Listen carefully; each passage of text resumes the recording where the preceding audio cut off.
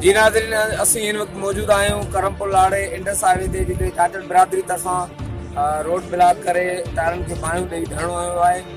राति देर सां नामालूम हथियारबंदनि पारां ॻोठ मोरो रहवासी ॿिनि नौजवाननि बशीर अहमद चाचड़ ऐं निज़ामुद्दीन चाचड़ खे हथियारनि जे ज़ोर ते अगवा करे कचे तरफ़ खणी विया आहिनि। इन हवाले सां जेका चाचड़ बिरादरी पारां मुगली जे जेके वारिस आहिनि उन्हनि पारां जेको आहे करमपुर लाड़ो ते इंडस हाईवे ब्लॉक कयो आहे। अचो त मुगली मुज़ाहिरीन सां ॻाल्हायूं था। हिकिड़ो मुंहिंजो पुटु आहे, ॿ मुंहिंजा भाइटिया आहिनि। लेथ मशीन ते मज़दूरी कंदा आहिनि करमपुर लाड़े ते। उतां वापसि पिया अचनि शाम जो सिजर ते खां पोइ राति जो मोरे में चौकी आहे पुलिस जी। उन चौकीअ ते उन्हनि खे रोकियऊं त असांखे कार्ड ॾेखारियो। जॾहिं छोकिरा लथा उन खां त छोकिरनि ते कंट्रोल करे उनखे वॾी मार ॾिनऊं। मशीना खुलण हिननि ते रखियऊं कननि ते। पोइ छोकिरनि टिनी मुंहिंजनि खे खणी विया, हिकिड़े खे मरकी करे उते रस्ते में सटे विया। बाक़ी ॿ छोकिरा मुंहिंजा माना अगवा करे खणी आया। ऐं उन खां अलावा SH खे असां चयोसीं, उहो बि हुयो, ऐं SH जे अॻियां पंहिंजनि राब्तो कयो त तव्हां रोड ब्लॉक कयो, असां सां SHO या SP राब्तो कयो, तव्हां माण्हू मुतालबो उन्हनि इहो ई रखियो त तव्हां रोड बंदि कयो, असां सां SHO राब्तो कंदो, असां माण्हू तव्हांजा छॾंदासीं। जायज़ सही मुतालबो आहे असांजा। 11 बजे राति जो छोकिरा वापसि वञनि पिया करमपुर लाड़े खां, जिथे उन्हनि जी चेक पोस्ट आहे। हुननि पुलिस सम्झी छोकिरा रुकिया आहिनि, जिन जा कार्ड घुरिया आहिनि। हुननि शनासी कार्ड ॾियो, साहब घुरे थो, साहब ॾे ॾेई जो। लहण खां पोइ हुननि लठियुनि ऐं क्लाशननि जे ज़ोर ते लठियूं बि लॻायूं ऐं क्लाशनि जा बट लॻाए करे हुननि खे ज़ख़्मी करे हुननि जूं ॿाहूं ॿधी बेगारी ओल्ड बेगारी क्रॉस करे ग्रेड स्टेशन जे पुठियां हिकिड़े माण्हू खे ज़ख़्मी हालत में छॾे ॿिनि खे अगवा करे खणी विया। जंहिंजा SHO बि आयो, असां पहिरियां कयासीं। नई बेगारी जे तरे में लॻा। जेको SHO चयो त आउं हाणे वञा थो नई बेगारी खां ॾक बंदि ते, ऐं पंहिंजो सिपाही जेके आहिनि 3 ॾींहंनि खां चौकी ते ग़ैर हाज़ुर आहिनि। SHO जो चवणु त तव्हां 5 माण्हू मुक़ररु आहिनि, 5 मां हिकिड़ो बि माण्हू न आहे। ऐं SHO चयो त तव्हां हिननि खे मानी नथा करायो, हे नथा कयो, हो नथा कयो। जॾहिं की असीं ॻोठाणा सभु जा सभु उन्हनि खे पघार ॾींदाऊं 6000 रुपए जे हिसाब सां। पिन मग करे उन्हनि खे मानी फोड़ी करे असां मानी जा पैसा उन्हनि खे ॾींदाऊं।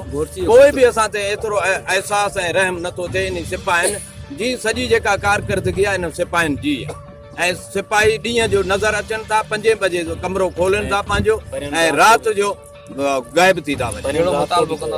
असां आला अख़्तियारनि खां त इन जी इंक्वायरी बि कराई वञे, तहक़ीक़ात कराई वञे, असां सां इहा ज़्यादती छो थी आहे।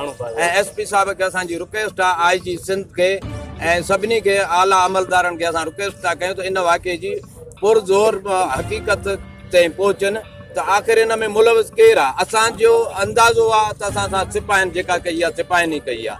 जे 5 माण्हू हुया, 3 ॾींहंनि खां वठी ग़ैर हाज़ुर आहिनि। कल्ह हिकिड़ो माण्हू जेको आयो आहे उहो बि लापता थी हलियो वियो आहे। बाज़ियाबी जे लाइ असां रोड ते धरणो हयूं वेठा आहियूं। जेसि ताईं असांखे माण्हू पंहिंजा न ॾींदा वापसि, असां झटि ताईं शहमानो हणी करे क़ुरान खान खोले करे क़ुरान खानी कराईंदासीं। एतिरे ते असीं उथी कोन वेंदासीं जेसि ताईं असां पंहिंजा माण्हू वापसि न वठी ईंदासीं। पर इते ई वेठा रहंदासीं। इहा SP साहिब खे दिलजाए हुजे, असीं कोन हेॾां होॾां हलंदासीं। जे अञा बि अॼु असांजो कुझु न थियो, सुभाणे असां 12 असां रोड ते निकिरी ईंदासीं। अॼु असां मर्द आया आहियूं, सुभाणे असां औरतूं बि वठी ईंदासीं।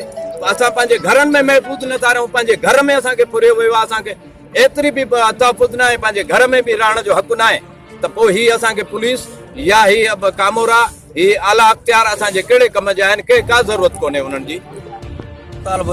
छोकिरा बाज़ियाब कराया आहिनि। असांजो वज़ीर आला सिंध ऐं जेको आहे त असां बिलावल साहिब खे अपील कयूं था त असांजा माण्हू बाज़ियाब कराया वञनि। दिया जी लाड़काणनि खे ज़ोर रखे। उहो जेको आहे सिंध हुकूमत आहे, पीपल्स पार्टी जी आहे। असां पीपल्स पार्टी जा नुमाइंदा आहियूं, वर्कर आहियूं, वोटर आहियूं। हिन वक़्तु असांजी का बि जेको आहे मालिकी न कई वई आहे। असांजा MP MLA हद जा आहिनि, उहे बि अञा ताईं न पहुता आहिनि। हाल अहिवाल पुछियो वियो आहे त तव्हां सां छा थियो आहे, छा वाक़ियो आहे, तव्हां जेको आहे त कहिड़े ॾुख में हो, कहिड़े हिन सुख में हो। असांजो SHO साहिबु जेको राति हुयो, उन जेको आहे त मां तव्हां सां गॾु राब्ते में हुयो। हिन वक़्तु अञा ताईं उहो बि न आयो आहे। असां अपील था कयूं असांजा माण्हू बाज़ियाब कराया वञे। राति 10 बजे असांजा मज़दूरी लेथ मशीन ते कंदा आहिनि। मज़दूर आहिनि, 500 ॾियारी ते मज़दूरी कंदा आहिनि। मज़दूर वीचारा वटि छा हूंदो, वो पांजो पेट में नथो पाले सघे त उहो जेको आहे झाड़ेलनि खे छा ॾींदो। हुननि जो इहो मुतालबो आहे त तव्हां रोड ब्लॉक कयो झाड़ेलनि जो, त तव्हांजा माण्हू बाज़ियाब कराईंदासीं, पोइ माण्हू तव्हांजा छॾींदासीं। हाणे असां ग़रीब इन जी जेको आहे त असां छो था यरगमाल थियूं, असांजी कहिड़ियूं ग़लतियूं आहिनि, कहिड़ियूं कोताहियूं आहिनि, असां ग़रीब जेको आहे त थियनि ॿिया करनि जेको आहे असां ग़रीब जेको आहे त इन में छो था पीड़ितऊं पिया। असां सां इंसाफ़ कयो वञे, जेसि ताईं असांजा माण्हू बाज़ाब न कराए वेंदा तेसि ताईं असांजो धरणो जारी रहंदो ऐं असां ख़तमु कराए क़ुर शरीफ़ जो हिते छामान आणे करे असां वेठा हूंदासीं। असां इहो ई मुतालबो आहे आज सिंध लाड़काणो DIG ऐं शिकार BSP खे असांजा माण्हू बाज़ाब कराए वञनि। जी नाज़रीन, मुज़ाहिरीन जो चवणो हो त असांजा जेके टे पुरित नौजवान हुया, बशीर अहमद चाचड़, निज़ामुद्दीन चाचड़ ऐं जेको आहे अब्दुल रशीद चाचड़, उहे राति करमपुर लाड़ो खां पोरियो कयूं, जेको लेथ मशीन ते मज़दूर हुया, पोरियो कयूं, वापसि घर अची रहिया हुआ।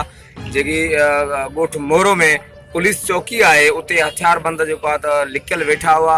उन हथियारबंदनि उते असांजे टिनी नौजवान खे यरगमाल बणायो, जेको आहे तशद जो निशानो बणायो ऐं तशद जो निशानो बणाइण खां पोइ हिकु नौजवान खे छॾे ॿिनि नौजवान बशीर अहमद चाचड़ ऐं निज़ामुद्दीन चाचड़ खे अगवा करे जेको आहे त खणी वियासीं। पुलिस खे इतला ॾिनोसीं, पुलिस बि पहुती ऐं जॾहिं पुलिस असां सां पहिरें सां गॾु हुई त हथियारबंदनि पारां असांखे हिकु जेको आहे काल आई। हथियारबंदनि इहो चयो त असां तव्हांजा माण्हू अगवा कया आहिनि, तव्हां वञी जेको आहे त रोड बंदि कयो, जीअं पुलिस ते दबाव पए त पोइ असां तव्हांजा जेको आहे त नौजवान बाज़ियाब कराईंदासीं। ऐं ॻोठाणनि जो ॿियो बि चवणो हो त जेकी मोरो ॻोठ में जेकी पुलिस चौकी आहे, उन जा काफ़ी ॾींहंनि खां वठी जेके पुलिस अहलकार आहिनि उहे ग़ाइब आहिनि, उहो बि उन चौकी ते मौजूदु न आहे, जंहिंजे करे हथियारबंद उन पुलिस चौकी में अची राति जो लिकी वेठा, जेको आहे वेही करे उन असांजे नौजवाननि खे उते यरगमाल बणायो। उते तशद करण बाद ॿिनि नौजवाननि खे जेको आहे जेको अगवा करे कचे तरफ़ खणी विया आहिनि। मूवी मुज़ाहिरीन जो इहो चवणु आहे त जेसि ताईं असांजा अगवा थियल नौजवान बाज़ियाब न कया वेंदा तेतिरे ताईं असीं जेको आहे इंडस हाईवे ते धरणो आहियूं, वेठल आहियूं।